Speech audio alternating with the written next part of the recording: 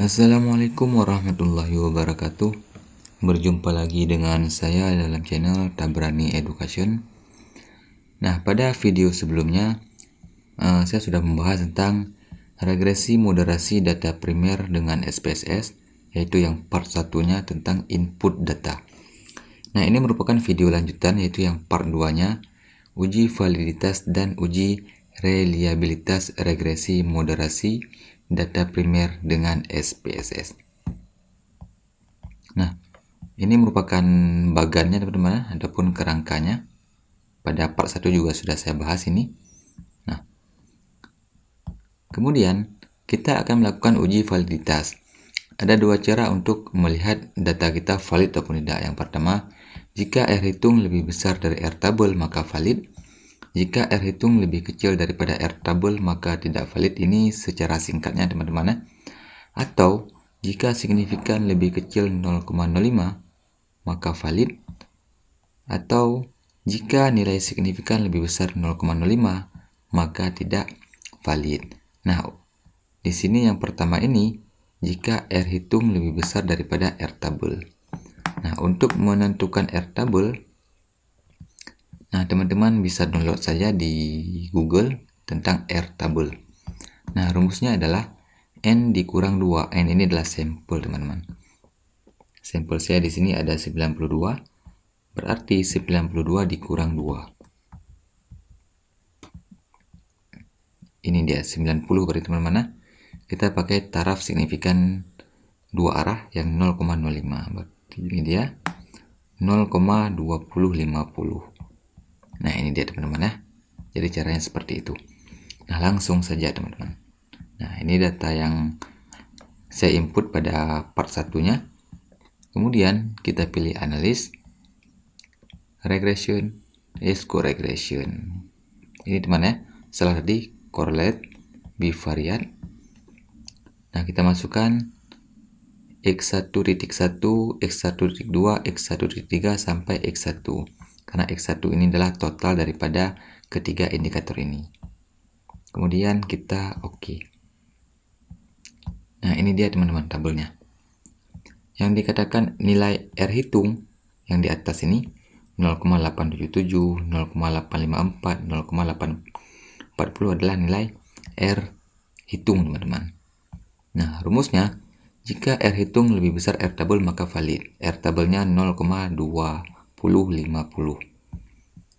Nah, di sini dapat dilihat bahwasanya semua nilai R hitungnya lebih besar daripada 0,2050 dan nilai signifikannya di bawah 0,05. Artinya, untuk variabel X1, indikator X1.1, X1.2 dan X1.3 valid teman-teman ya. Kemudian kita uji validitas yang X2-nya. Ini kita klik, kita Ctrl A, kita pindahkan ke sisi kanan. Kemudian kita masukkan X2.1, X2.2, X2.3 dan X2-nya, yaitu kualitas pelayanan. Ini dia, pindahkan ke sisi kanan. Kemudian oke. Nah, ini dia teman-teman. Nilai R hitungnya juga lebih besar daripada R tabel teman-teman ya. Dan signifikannya juga di bawah 0,05.